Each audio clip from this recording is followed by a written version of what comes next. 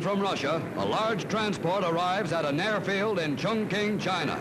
Aboard is a visitor from America, Vice President Henry Wallace.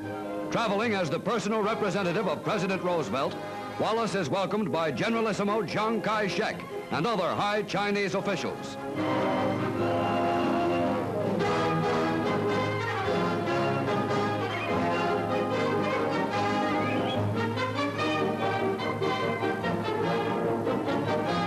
At Xiang's summer residence, over 150 guests attend an official banquet given by the Generalissimo and Madame Xiang in Wallace's honor. Xiang proposes a toast to President Roosevelt. In his response, Wallace said to the Chinese people, more than 20 million of whom have been killed in the war with Japan, there is reason to hope that China will be free in a year.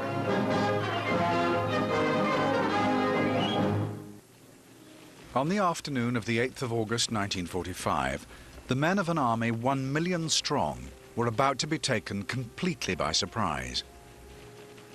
These were the ground troops of the Kwantung, a Japanese army of occupation based in the Chinese province of Manchuria.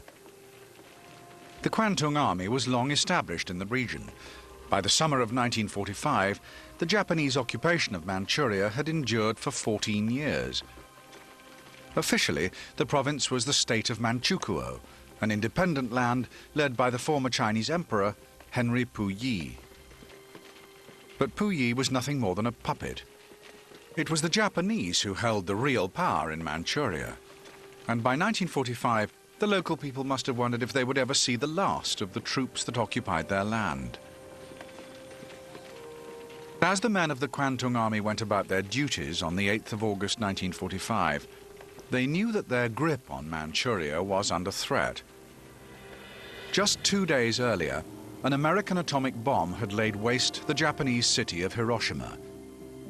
As news of the nuclear attack spread, many soldiers of the Kwantung must have wondered if they would face a similar fate.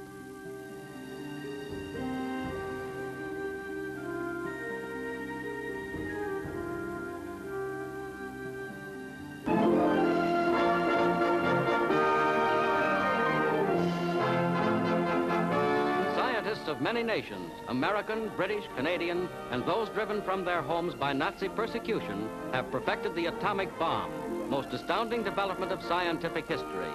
At the University of California, in absolute secrecy, Dr. Ernest O. Lawrence experimented with the cyclotron. Such work as his led to the splitting of the uranium atom, force of the atomic bomb. I shall ask Congress to cooperate to the end that its production and use be controlled, and that its power be made an overwhelming influence toward world peace.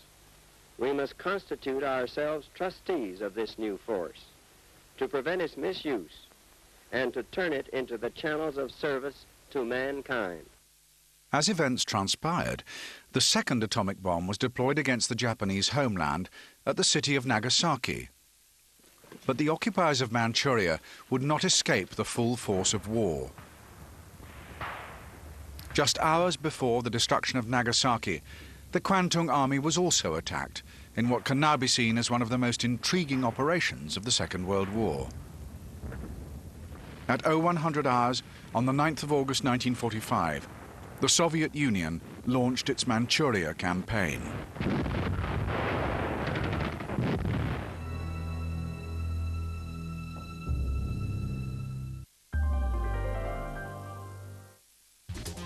Seit 1873.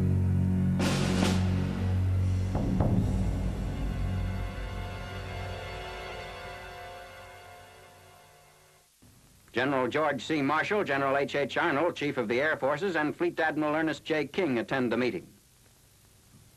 General A.I. Antonov, Red Army Chief of Staff, and Soviet officers meet with the Americans. On 8th August, 1 week after the conference ended, Russia declared war on Japan and sent her Siberian armies into Manchuria. The Soviet attack on Manchuria may be one of the least well-known episodes of the Second World War, but the offensive provides us with a brilliant example of how to unleash an overwhelming invasion force with brilliant organization, planning, and execution. All through the summer of 1945, men and material was relocated from Europe to the Far East as part of the preparation.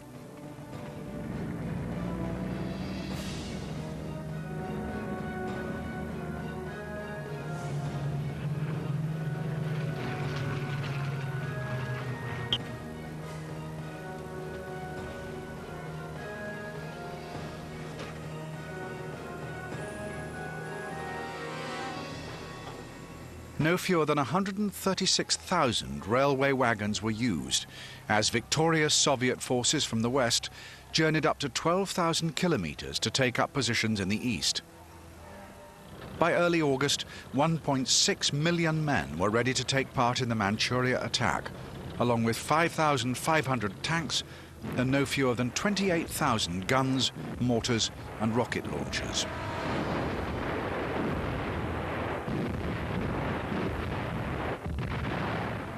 In overall charge of this Far East Command, Marshal Alexander Vasylyevsky, former chief of the Soviet General Staff and mastermind of the Stalingrad offensive.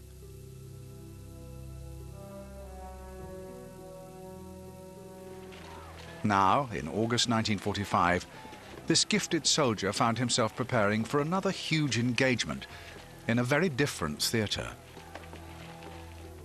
Vasylyevsky's objective can be easily understood. His task was to drive the occupying Japanese out of Manchuria.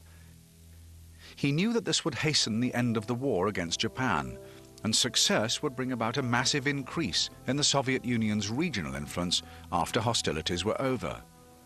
To achieve his task, the Commander-in-Chief conceived a plan that was both simple and bold. A simultaneous attack from all sides, involving an enormous display of military muscle.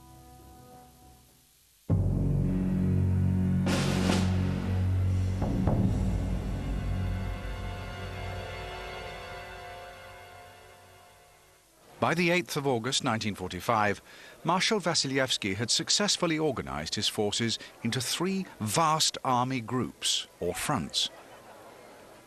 Beyond Manchuria's northwestern border, he positioned the Second Far Eastern Front, a combined army group comprising 337,000 men.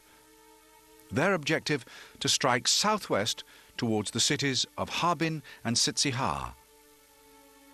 Simultaneously from the northwest, the men of the 36th Combined Arms Army would march forward in support of the same objective. But this 36th Army represented just one element of the wider Trans-Baikal Front, one of the two major army groups on which the success of the offensive would depend.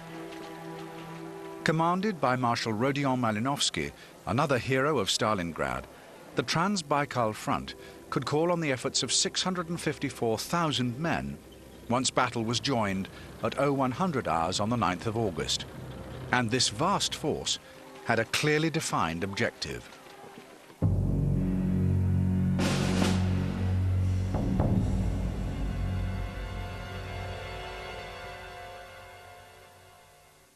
The overall plan determined by the Far East Command was for the Trans-Baikal Front to form one half of a classic pincer movement.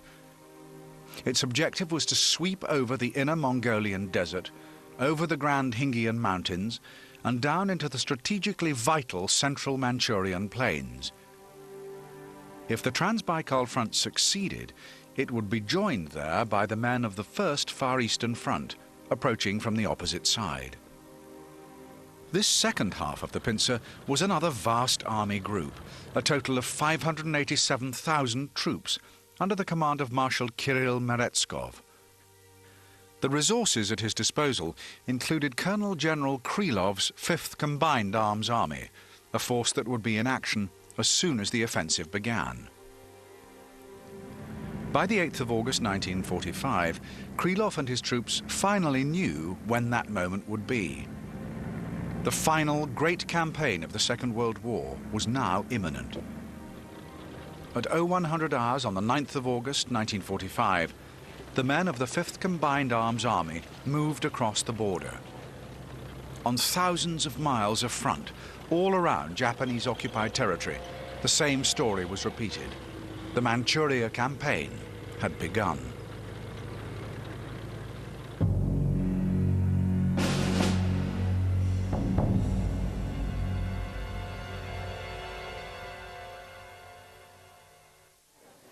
When Marshal Vasilievsky and his colleagues considered their strategy for the Manchurian campaign, there was some thought given to the idea of a staggered attack, to advance from the west before engaging the troops on the other side of the country. But in the end, it was those who argued for a simultaneous attack whose opinion prevailed. So the Trans-Baikal Front, the Second Far Eastern Front, and the First Far Eastern Front all attacked together. And if we consider the operations of just one army, we can gain an insight into the thinking behind the Manchurian offensive as a whole. Speed, surprise, flexibility, ingenuity. These were the keys to Soviet success. And the 5th Combined Arms Army of the First Far Eastern Front was just one force to deliver remarkable results. Its commander, Colonel General Krylov, was given a simple objective: to break through the Japanese defenses that stretched for 40 kilometers in a line through the town of Suifeno, the headquarters of the 124th Japanese Infantry Division. Krylov's troops had long experience of attacking fortified positions from their engagements in the Königsberg region of East Prussia. So in August 1945, they were given a chance to display their skills once again, 10,000 kilometers away.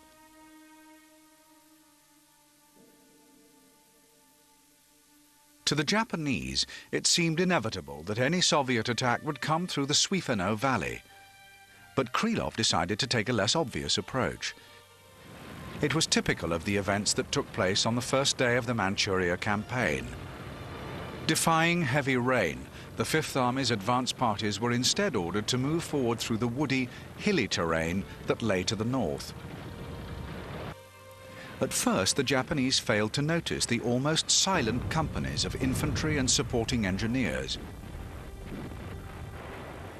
When the advancing Soviets arrived at the first of the Japanese defensive positions, they were still well protected by the cover of night, and the full reality of the situation now revealed itself to the Japanese forces.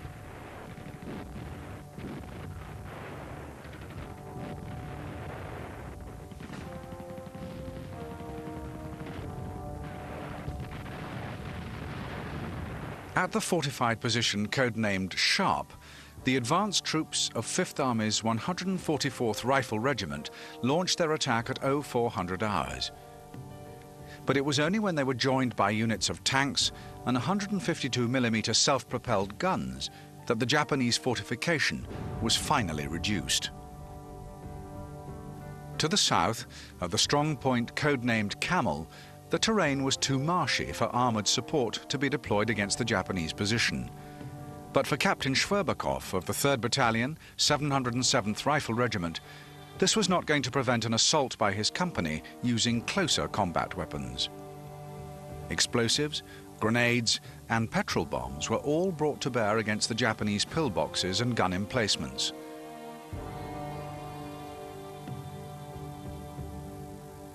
The unsettling menace of the flamethrower was also deployed with devastating effect. After just 2 hours of engagement, the Camel stronghold was secured, enabling the main body of 5th Army troops to advance. And advance they did. By the end of the 9th of August 1945, 5th Army had forced a 35-kilometer hole in the Japanese defenses, as retreating forces attempt to secure a new line west of Mulang, an effort hampered by the Soviet cutting of telephone cables. It was the 11th of August before the Japanese were able to regroup in any sort of order, by which time 5th Army had advanced 80 kilometers into Manchurian territory. The Japanese had been taken completely by surprise, and the Soviet 5th Army had exceeded their own expectations. By the 11th of August, advance troops were heading towards the vital city of Mutanqiang, headquarters of the Japanese 1st Area Army. The plan was to take the city within 18 days. As events transpired, the first Soviet attacks on Mutanqiang took place on day 3. Dramatic Soviet progress was also secured to the north, as General Bieloborodov led a simultaneous attack by his 1st Red Banner Army. In this sector, the terrain was even more treacherous. Thick forest covered hills, anything up to 1,000 meters in height. Rain-swollen streams and rivers had turned many valley areas into marshland. And advancing infantry also had to contend with the so-called taiga, a ground covering of thick woody foliage whose sharp needles could rip a soldier's flesh. Combined with heavy rain, the result was a landscape that was surely unsuitable for a fast-moving infantry advance. But the First Red Banner Army leadership took a different view. As elsewhere, Soviet tactics were dominated by the desire for surprise. So General Bieloborodov split his troops into several individual axes of advance, and in the early hours of the 9th of August, single infantry columns began their march into an area with few substantial Japanese positions. The Kwantung Army considered the difficulty of the terrain to be defense enough. But the First Red Banner Army were equal to the challenge, as they used a subtle combination of resources to make substantial progress. In the early hours of the 9th of August, 2 columns of regimental size led the way through the forest, hacking their way through the undergrowth as they went. And these infantrymen were also supported by a detachment of armor. But these T-34 tanks were not deployed for the power of their 85mm guns. Instead, they were used to clear a path through the forest by knocking over any trees that blocked their way. The fallen trees were then gathered together and formed into a roadway by accompanying engineers. Within hours, this so-called corduroy road was 5 meters wide and able to support advancing self-propelled guns and trucks, speeding the Soviet advance still further. Again, surprise and ingenuity proved decisive. By the morning of the 11th of August, 1st Red Banner Army had secured territory up to the line of the Mulang River, and leading detachments were already heading for the city of Mutanqiang to support their 5th Army colleagues to the south. All over eastern Manchuria, the Japanese were stunned by the Soviet assault. Earlier in 1945, the Kwantung Army leadership had accepted the need for a defensive strategy in the event of a Soviet attack. The plan was to engage the invaders immediately, before staging an orderly withdrawal to the plains region in the south, while continuing to harry the enemy at every opportunity. The hope was that the Soviet troops would then be tired and vulnerable to a counterattack. It was a realistic strategy, but the sheer speed of the Soviet offensive prevented any kind of coherent response. In the southeast, the Soviet 25th Army swept down towards Japanese northern Korea at breakneck speed, supported by the power of the Soviet Pacific Fleet. As 25th Army moved forward, they found Japanese defenses already laid waste by the big guns of their naval colleagues, and their relentless progress continued. After just 2 days' advance, 25th Army troops had reached Korean territory. Without stopping, they marched on towards Chuniqing, a strategically important port, which eventually fell on the 16th of August. Further dramatic success was also reported by Lieutenant General Zakhvatiev, commander of the 35th Army that formed the right flank of the 1st Far Eastern Front. As was the case elsewhere, Zakhvatiev's men were forced to contend with unhelpful terrain in the early hours of the attack. They also had to deal with considerable Japanese defenses. 35th Army's task was to isolate and then reduce the 2 fortified regions of Hutu and Mishan. To achieve this, General Zakhvatiev divided his men into 2 groups, 264th Rifle Division in the north, 363rd and 66th Rifle Division in the south. In this sector, the Soviet troops met with little Japanese opposition in the early hours of the advance. But this was hardly surprising. The terrain was appalling. The region was virtually a swamp, and advancing infantry found themselves marching waist-deep in muddy water, desperately holding their rifles and even mortars above their heads. But after 11 hours of grim progress through the swamp, the 1st 35th Army troops reached dry land near Mali Huangkang. Here, they encountered one of the isolated Japanese fortifications, and the stronghold was quickly invested with infantry fire. But it was only when artillery support arrived that the position was finally taken. Amazingly, the Soviets succeeded in dragging 4 76mm guns through the swamp, and their intervention was decisive. By the time night fell on the 9th of August, the Mali Huangkang stronghold had fallen. But there was no time to waste. Even before the position was taken, leading Soviet troops were already advancing further towards the major fortifications of Mishan. Meanwhile, the northern sector of 35th Army had found themselves in bitter struggle for the fortified region of Hutu. Here, the Japanese resistance was substantial, and many Soviet troops were lost in an artillery barrage launched against the border town of Iman. But the Soviet response was compelling. General Zakhvatiev knew that he could call on air support if needed. As part of the preparation for the Manchuria offensive, the Far East Command had ordered the construction of 96 airfields around the theatre of operations. It was from one of these that General Zakhvatiev summoned the firepower of 49 IL-4 fighter bombers to launch a devastating attack on the Hutu stronghold. The decision to deploy all available firepower in support of infantry on the ground was a key feature of Soviet military thinking throughout the Manchuria campaign. But not even a huge air attack could force the full reduction of the Hutu stronghold. 2 days into the attack, pockets of resistance continued to hold out. But by now, General Zakhvatiev was able to advance his main northern sector troops towards Mishan, leaving behind enough troops to contain and eventually reduce the Hutu strongholds.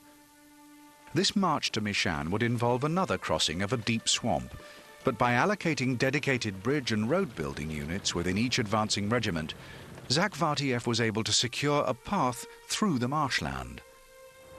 Mishan eventually fell on the 12th of August, without much in the way of a fight. The Japanese defenders had already all but withdrawn. In all sectors of the First Far Eastern Front, the invading Soviet troops were rampant. We can assume that Marshal Vasilievsky and his fellow commanders were pleasantly surprised at the speed of their advance, but an element of caution still prevailed.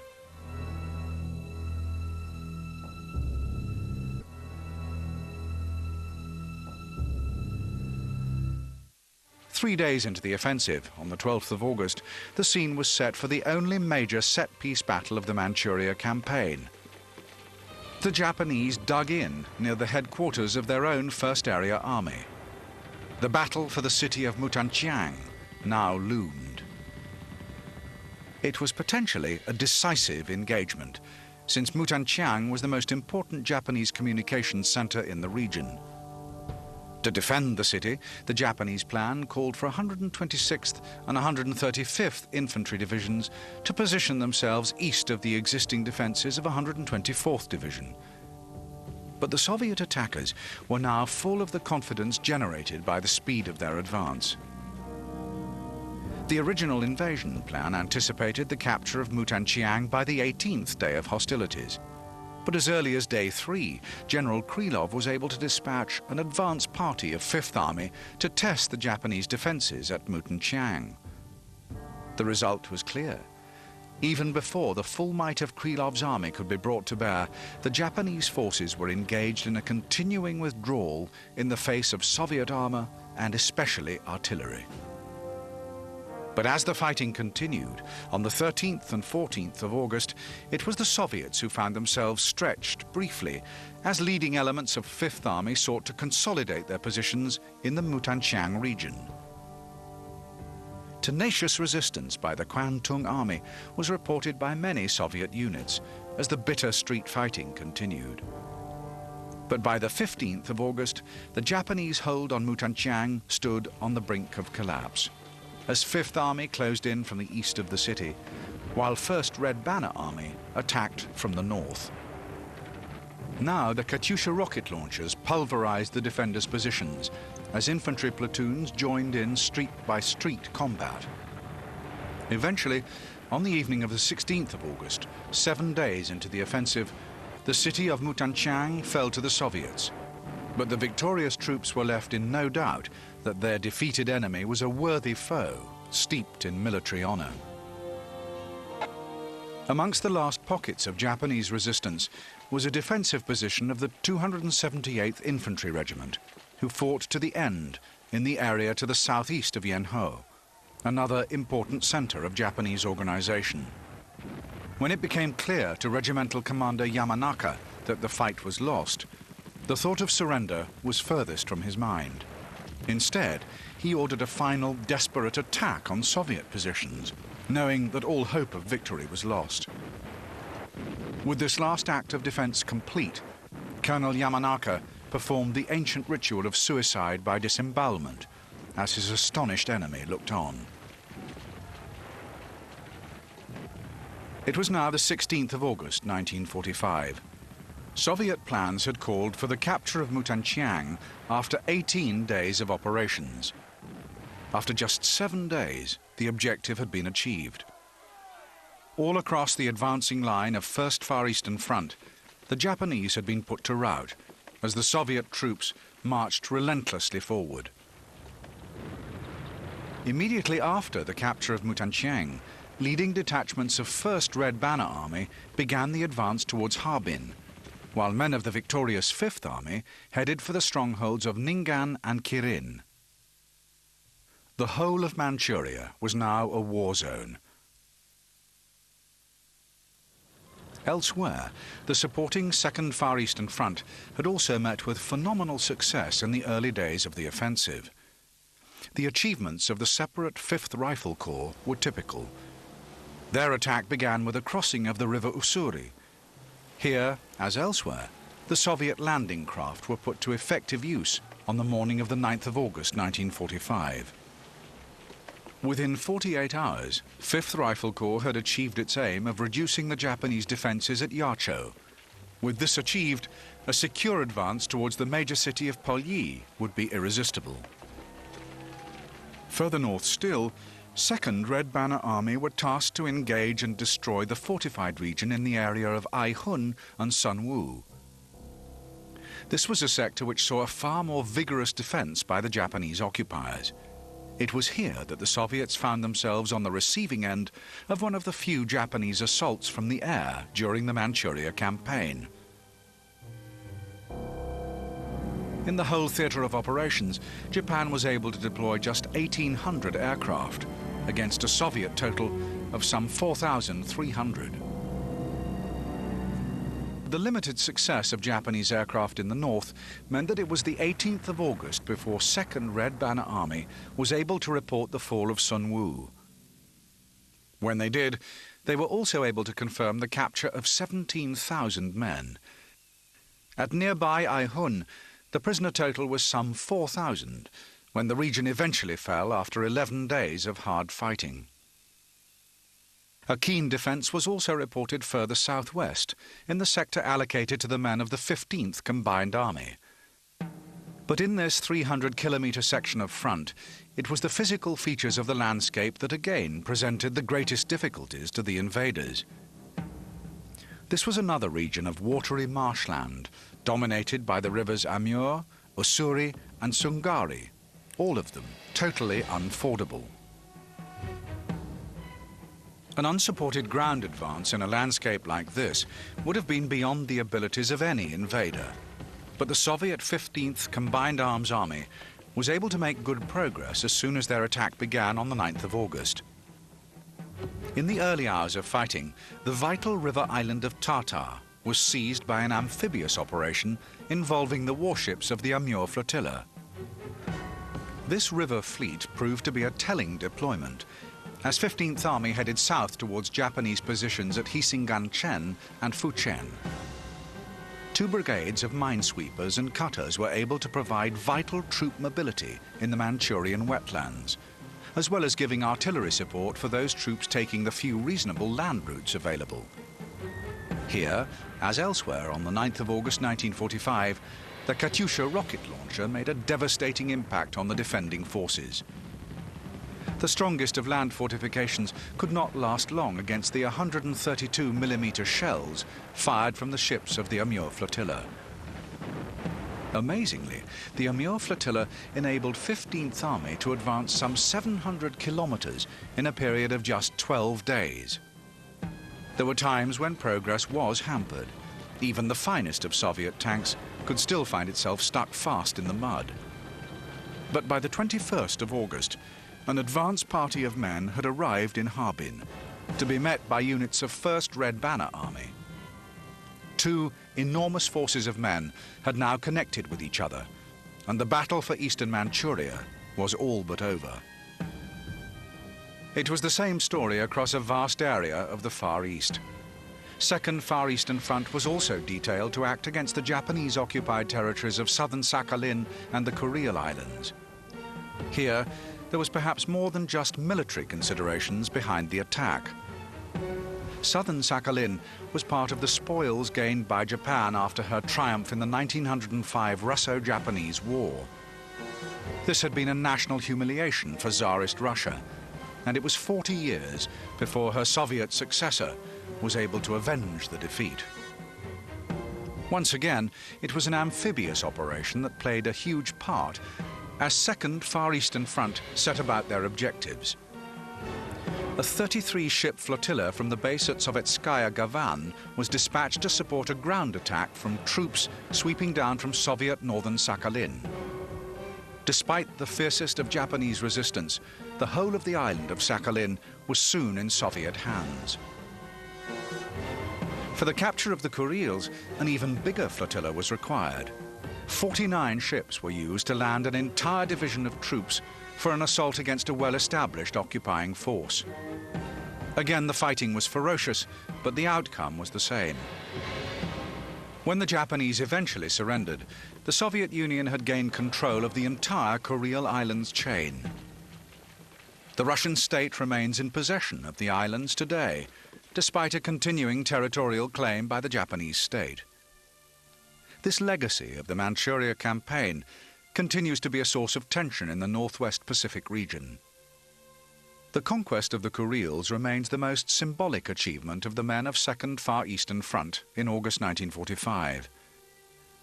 With this in mind, it is remarkable to remember that the whole front was deployed in an essentially supporting role. Despite the involvement of 337,000 men, this was the smallest of the three enormous army groups deployed for the Manchurian offensive.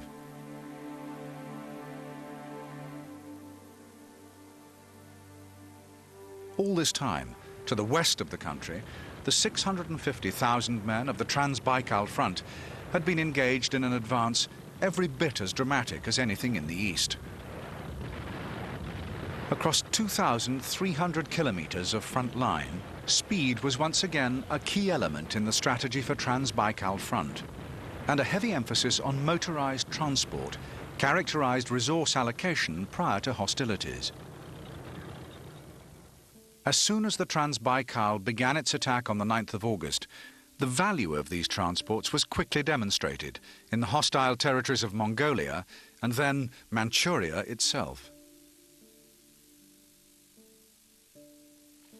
The Japanese suspected that an invading army would attack along a possible two lines of advance, and they positioned their defenses accordingly. At strongholds like the city of Hailar, the Japanese fortifications were well established, but the Soviet commanders remained confident. With the huge resources available to him, including 10,000 guns and mortars and some 2,400 tanks, Marshal Mailovsky decided to attack using 10 lines of advance. One of the areas from which an attack could be readily predicted was the valley gap in the Khingan Mountains in the northwest. Japanese fortifications were especially heavy in the regions of Hailar and Pokotu, and the Kwantung Army could not have been especially surprised to engage troops of Soviet 36th Combined Arms Army on the 9th of August 1945. In the days that followed, the fighting in the northwest was amongst the fiercest witnessed in the entire Manchurian campaign. For the attack on the stronghold of Hailar, a key role fell to the men of the 205th Tank Brigade. Having crossed the river Argun, this armoured detachment swept south towards the stronghold of Hailar. In just 12 hours, they covered 100 kilometres and secured an initial position in the city. But the Japanese fought tenaciously against this forward detachment. It was only after 24 hours of bitter engagement that the 205th Tank Brigade were joined by their colleagues of the 9th Rifle Regiment as the fighting continued. It was 8 days before the region of Pokatu was finally subdued, and the defences at Hailar held out for a further 24 hours. The men of the Japanese 8th Independent Brigade and the 119th Infantry Division covered themselves in glory. But long before the end, they knew that the Soviet investment they faced was no more than a diversionary episode in the unfolding drama. The Soviets had known only too well of the Japanese strength in the region, and Soviet planners had been careful not to allocate the best troops for this sector of the Manchurian attack. War is necessarily an enterprise that requires cold, calculating thinking. In simple terms, the Soviet commanders were prepared to suffer large losses amongst the men of the 36th Army in the pursuit of their diversionary objectives. The real Soviet thrust was far away in the south, and from the very beginning, its progress was spectacular. Furthest south of all, the Soviet Mongolian Combined Cavalry and Mechanized Group were tasked with a march across the Mongolian desert towards the cities of Dolonor and Kalgan. By the 11th, they had advanced 200 kilometres. Similar progress was reported on the following 2 days, and by the 14th of August, the objective of Dolonor had been achieved. The sheer speed of the advance meant occasional problems with maintaining supply lines in the dusty terrain. But with the assistance of the so-called ship of the desert, the Camel, the remarkable march of the Soviet Mongolian force continued. After the capture of Dolonor, the cavalry mechanized group now set off further south with the ambitious aim of joining with Chinese troops in the region around Peking. Despite fierce Japanese resistance at Kalgan, the objective was achieved in style, and on the 21st of August, the Soviet commander Pliev was able to order a dramatic symbolic gesture to emphasize the scale of his men's achievement. That day, the Soviet Mongolian Combined Cavalry Mechanized Group made a ceremonial crossing of the Great Wall of China. The progress of 17th Combined Arms Army was hardly less remarkable. With the Japanese not expecting an assault over the supposedly secure Grand Khingan Mountains, the Soviet troops were able to effect a march towards the Yellow Sea with little in the way of enemy resistance. In this sector, it was the dusty terrain and the heat of the desert sun that presented more of a problem than any Japanese defense. In temperatures of 35 degrees, heat stroke was an inevitable problem for the time of year, and yet the seemingly relentless advance continued. It was the same story across the Trans-Baikal front. On virtually every avenue of advance, the progress of the Soviet forces was overwhelming. Many units reported gains of over 100 kilometers per day. The achievement of the 6th Tank Guards Army was especially noteworthy.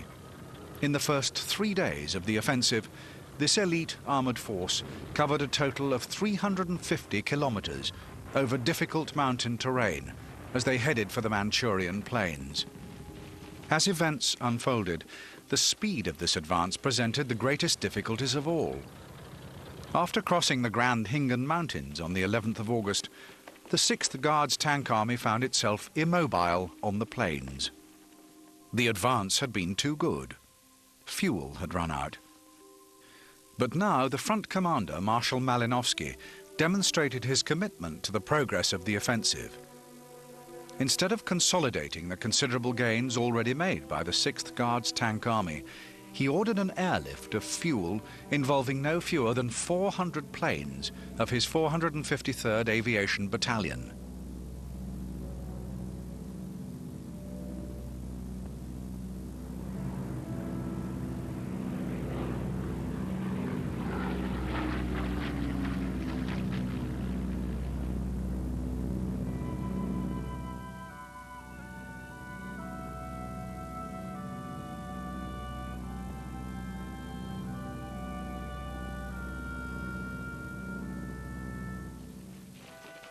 By the time the advance was able to resume fully on the 13th of August, the situation on the Trans-Baikal front was already clear. The Japanese were in disarray. The sheer speed of the invasion had taken them by surprise. In the face of an army marching forward at 100 kilometers per day, the defending forces had little choice but to withdraw into fortified positions, to be taken out at the leisure of the Soviet commanders. A well-organized retreat was impossible under the circumstances, and by the 14th of August, after just 5 days of fighting,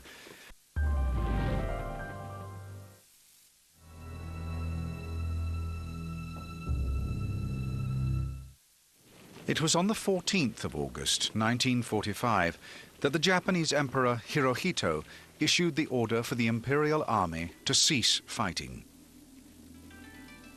5 days after the second atomic attack, Japan accepted the Allied terms for surrender, and the Second World War was virtually at an end.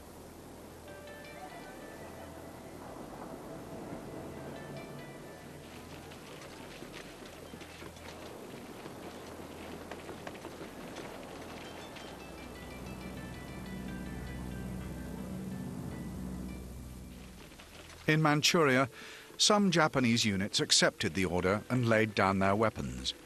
But in other battle zones, the Japanese fighting spirit continued to show itself. For many commanders and many ordinary soldiers, the very idea of surrender was inconceivable.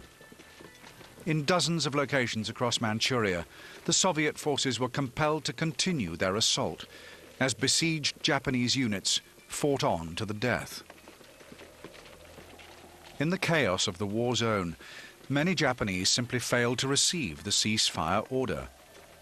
On other occasions, the order was ignored with defiance. But the overall success of the Soviet offensive was now indisputable. As the fighting petered out, Marshal Vasilievsky moved to capture every major population center, leaving the troops that chose to fight on isolated in the country. By the 19th of August, formal ceasefire negotiations opened between the Soviet Union and Japan, and the Manchuria offensive was effectively complete.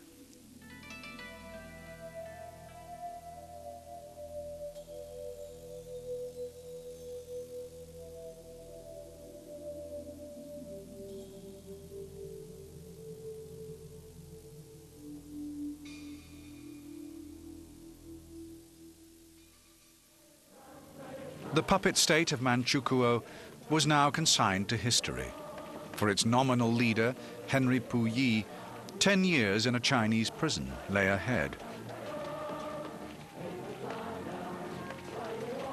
For the Manchurian population, the Soviet offensive was a great act of liberation, and the invaders were greeted as heroes.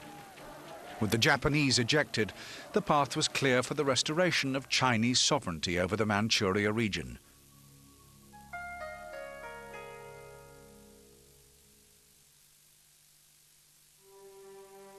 In 1946, the Soviet Union withdrew its forces from the Manchurian lands, its troops departing with the cheers of ordinary people ringing in their ears.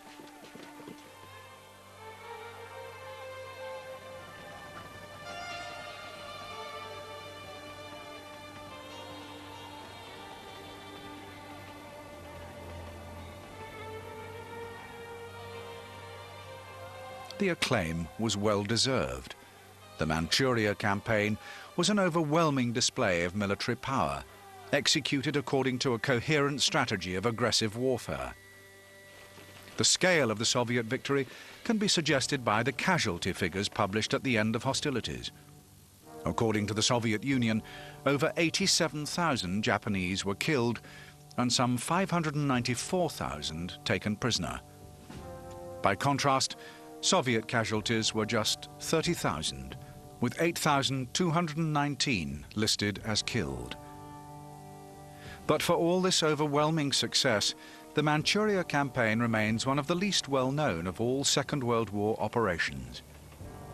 It may be that students of the war have been more concerned with other dramatic events of August 1945. But there can be no doubting the achievement of the Soviet forces. In a matter of days, they succeeded in capturing a territory the size of Western Europe, and so doing, ended the might of Imperial Japan forever. History will always recognize that the land of Manchuria was the final battlefield of the Second World War.